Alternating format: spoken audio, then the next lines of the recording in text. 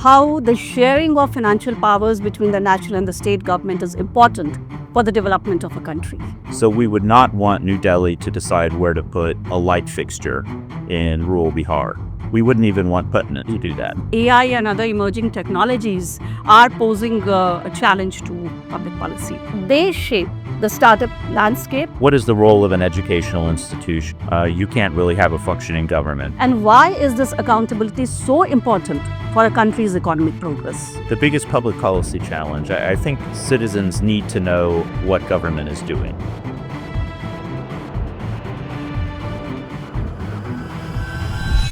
Hello and welcome everyone. Today it's a pleasure to be joined by Professor Charles R. Hankla from Georgia State University, Atlanta. Professor Charles R. Hankla is Professor of Political Science and Director, International Center for Public Policy, Georgia State University, and he has earned many degrees from Emory University, Georgetown, and the London School of Economics. Professor Hankla has led several World Bank projects in fiscal decentralization in Mozambique and Cameroon, and he has been an advisor to UNDP, USAID, US state departments, and the G20. And recently, the Michigan University Press has published his book entitled Pursuit of Prosperity, Industrial Policy, and the Politics of Economic Upgrading. Welcome, sir, to this podcast hosted by CIMP. Thank you so much. It's an honor. At the very outset, I would like to tell you that Professor Hankla has been in CIMP since the last 6 days as a part of the joint certification program with the Andrew Young School of Policy Studies, Georgia State University. The theme of this program is public finance, public policy, and accountable institutions. So we are delighted to have you, sir, here. And it will really be a pleasure for us to hear your perspectives about this theme on public policy and public finance. Well, thank you so much. It's really an honor to be here, and it's an honor to be on this podcast with you. Yes, so as you mentioned, my university, Georgia State, and within Georgia State, specifically the Andrew Young School of Policy Studies and the Public Finance Research Cluster, where I'm affiliated, we had the honor and the privilege to sign an agreement with CIMP.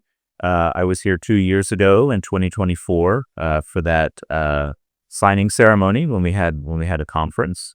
And since then, we have been building our relationship, and we have been in the process of creating a joint center here in Patna with both CIMP and Georgia State faculty.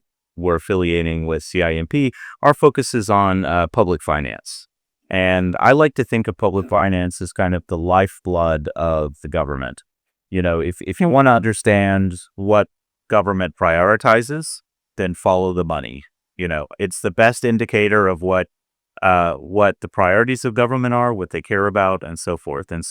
And not only is it a good indicator, but it's also very important that public finance systems work well, because without functioning public financial systems, you can't really have a functioning government, because governments depend for their service delivery and all their activities on revenues and on careful planning of expenditures. Sir, as we all know, much of your research has focused on fiscal federalism.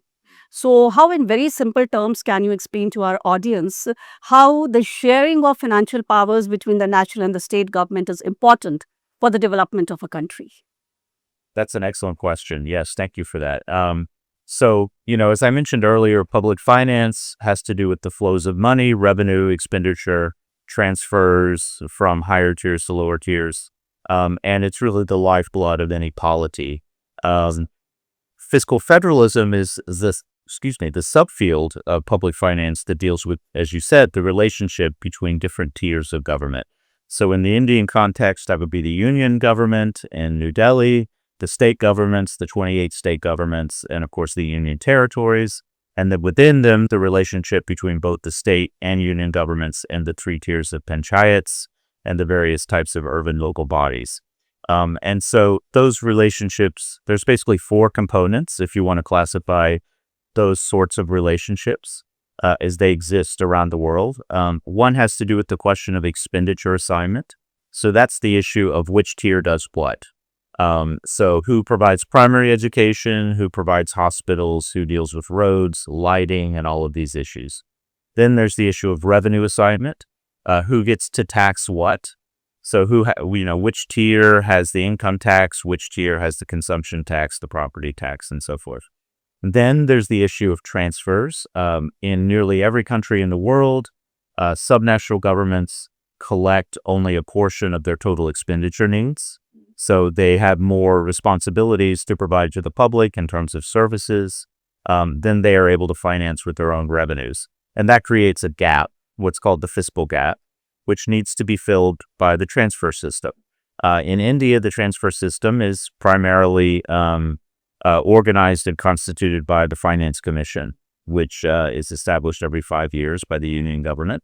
But the relationship between the state governments and the panchayats is also heavily influenced by the newly constituted state finance commissions. But also transfers can also happen from the ministries, not just through the finance commission. So, and then the fourth component is about borrowing. What should the rules be when subnational governments want to borrow?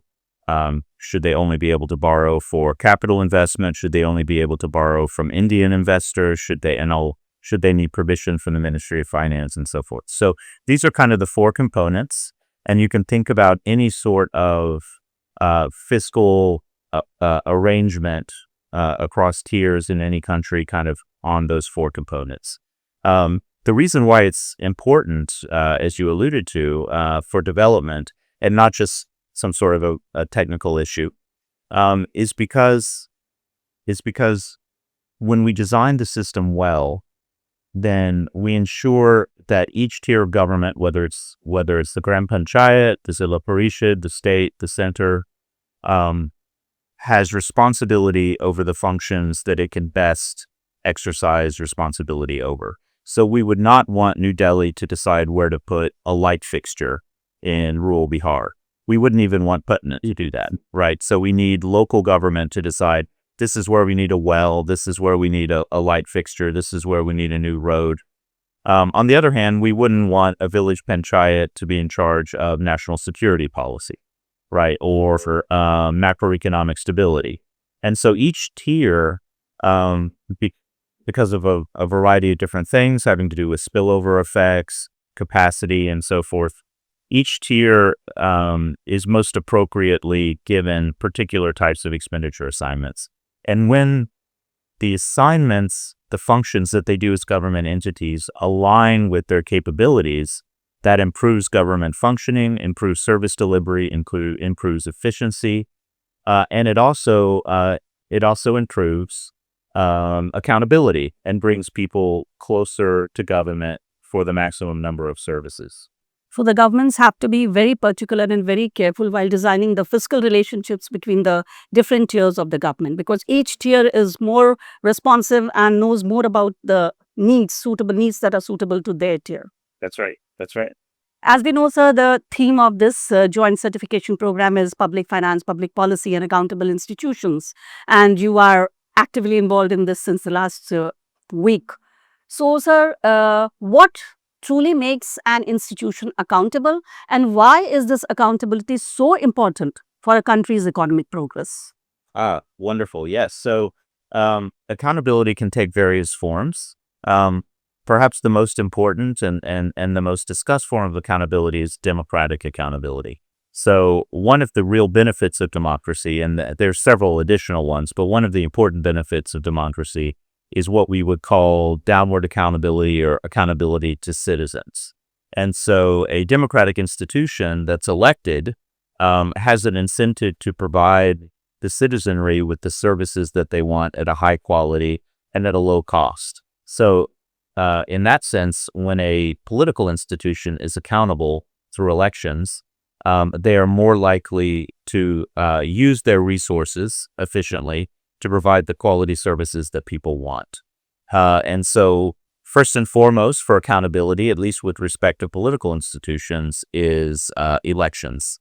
Now, it's a little bit more complicated than that because there are a variety of different democratic institutions that had different sorts of effects on accountability that can make accountability somewhat different There are different electoral systems. You can elect your executive directly, or the executive can be chosen by the council. There are a variety of different choices that can be made.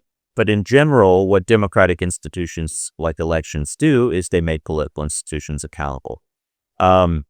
With respect to administrative institutions, usually the form of accountability there is more what we would call upward accountability. So a lower tier civil servant is responsible to a higher tier civil servant. And the very senior civil servants, the chief secretaries and so forth, are accountable to the elected politicians. And so that upward accountability is, of course, necessary for any type of administrative service to carry out complex functions so that they can coordinate and organize. And the nature of that accountability matters, of course. If it's accountability to just following the rules, well, that's not the worst thing in the world. You want administrations to follow the rules. But a little bit of performance accountability can go a long way as well in an administrative institution.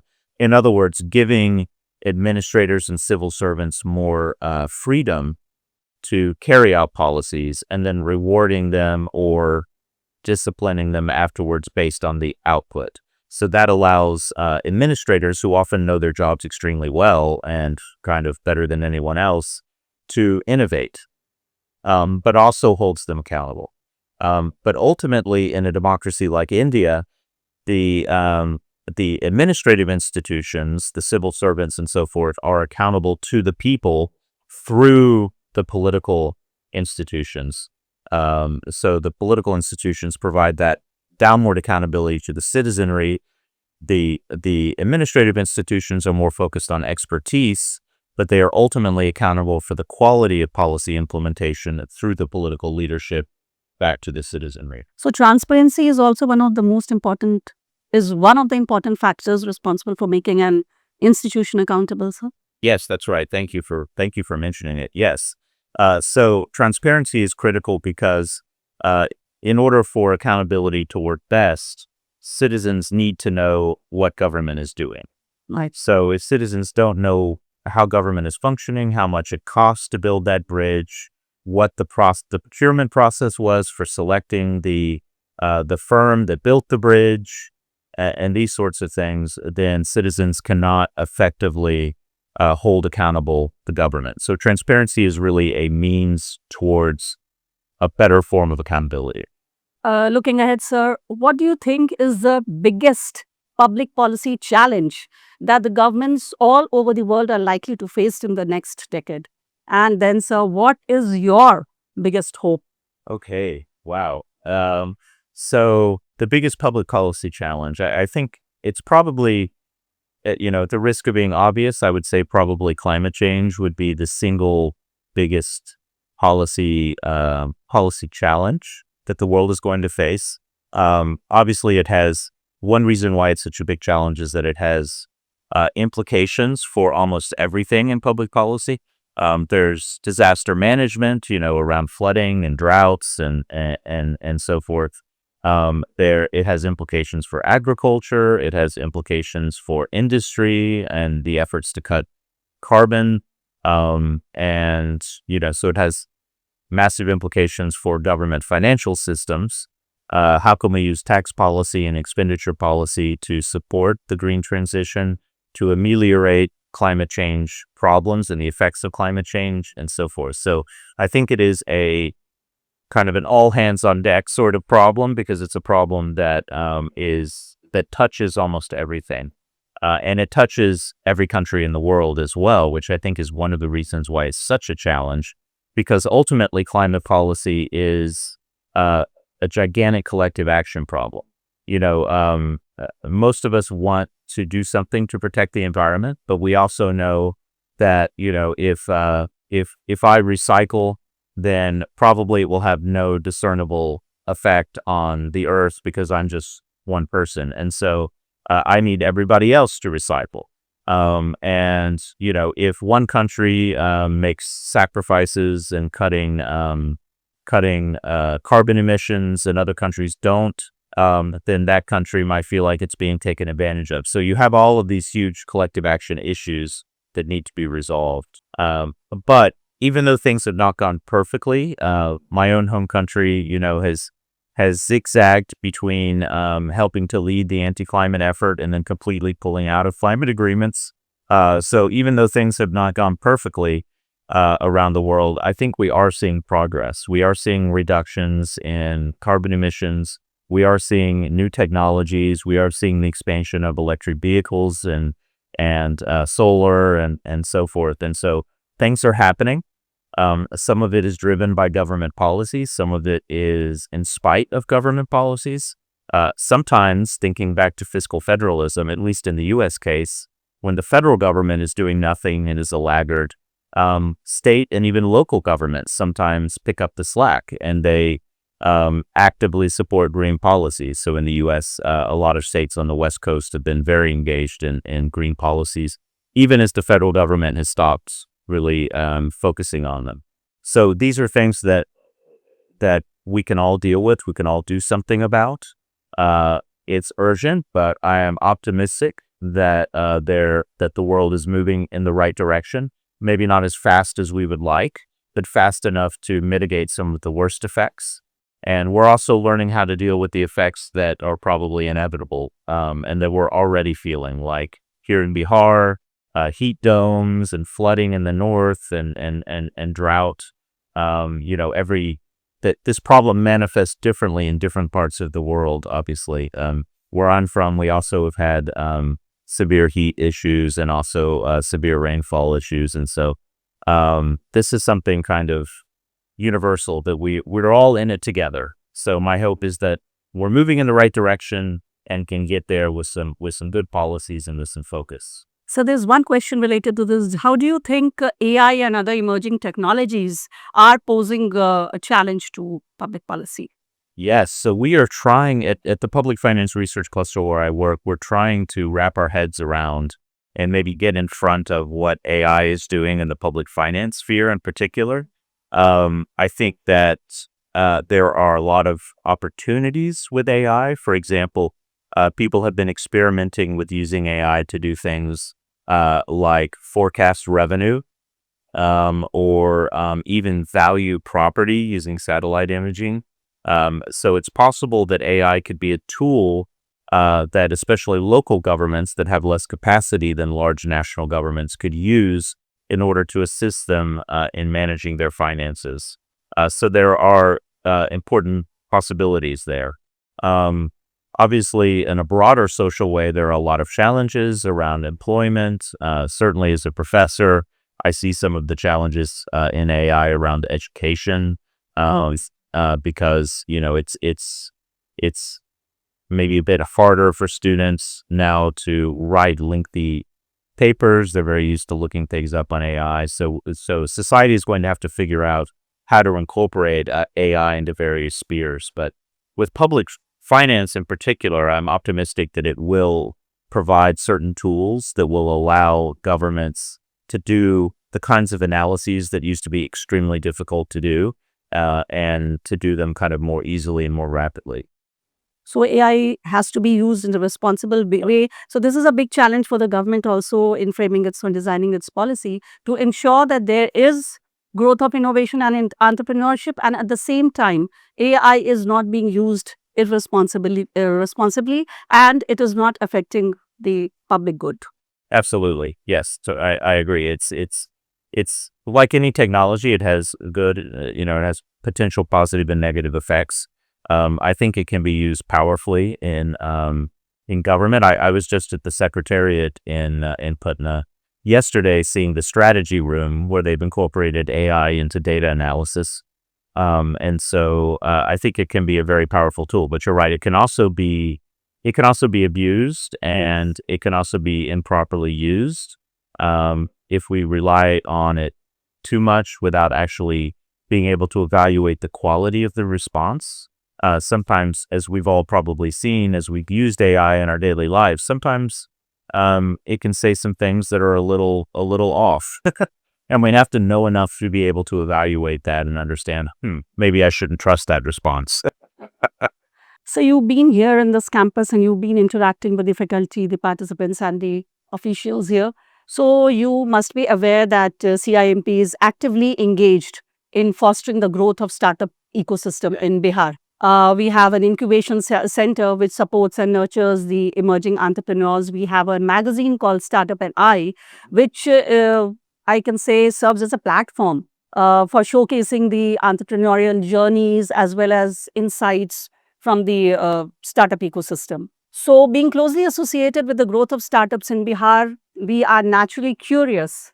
And considering your wide experience, we would like to hear your perspective as to how government policies and the public investments they shape the startup landscape, and how do they create opportunities for innovation and entrepreneurship. Excellent question. Yes, I'm aware that CIMP is very much involved in startups and in entrepreneurship here in Bihar, and that they've played a big role in developing that. During my visit in 2024, I had the pleasure of visiting the B Hub, and I met many of the entrepreneurs, and I even tried some of their products.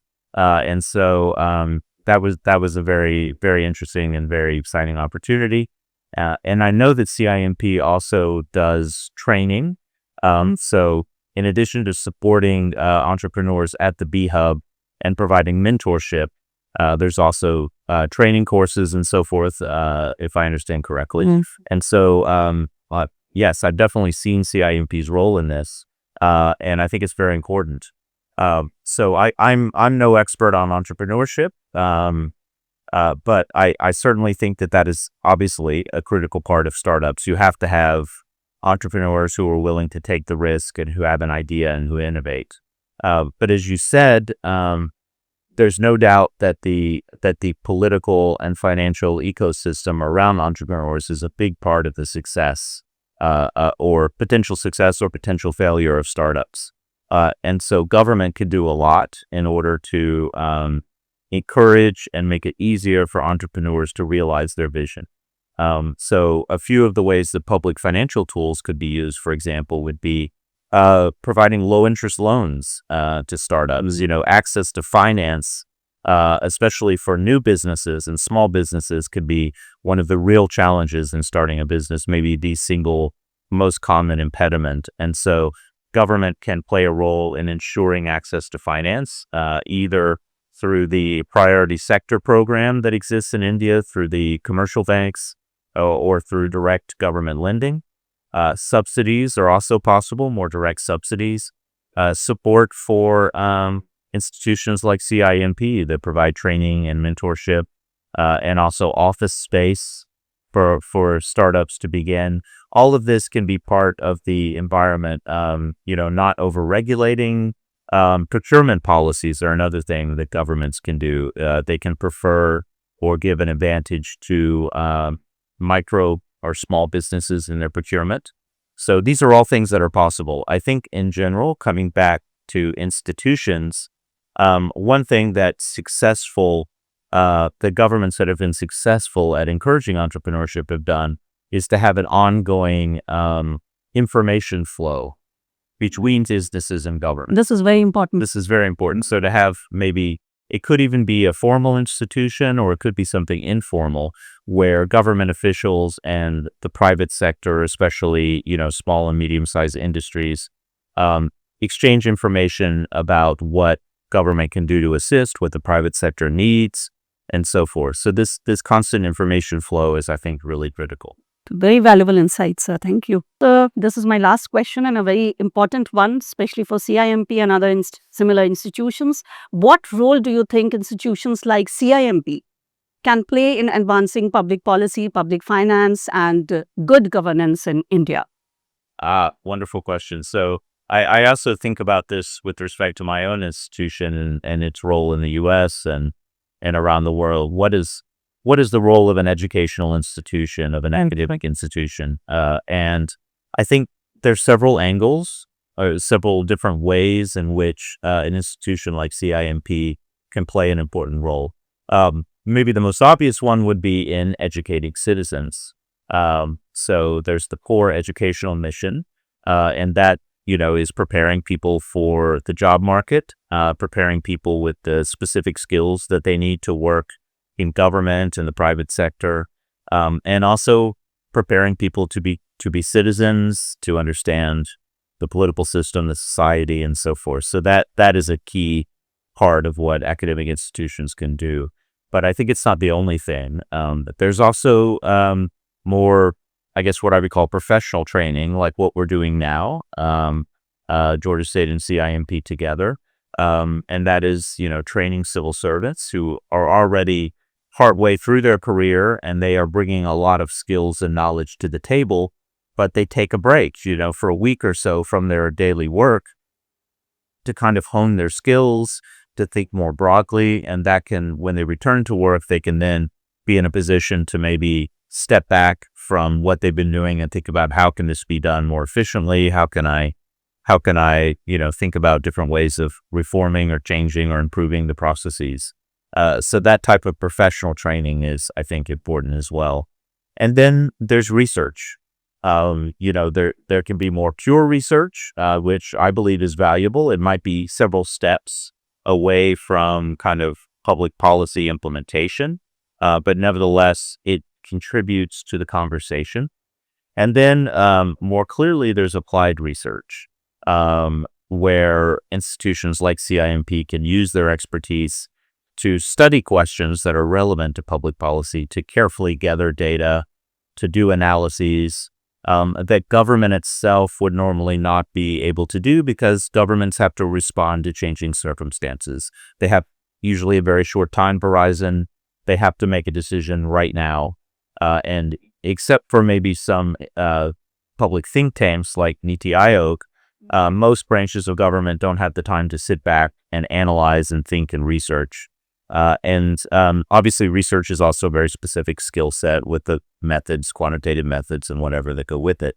And so I think universities can look at public policy questions, even talk with government, that information flow, and say, what are the key questions that need to be answered to improve policy, and then can kind of systematically evaluate that and contribute that knowledge to government institutions. They can make a meaningful contribution in public policy education, research, and also capacity building, like you have mentioned. That's exactly right. Yes. Professor Hankla, thank you so much for taking out time and being with us here today.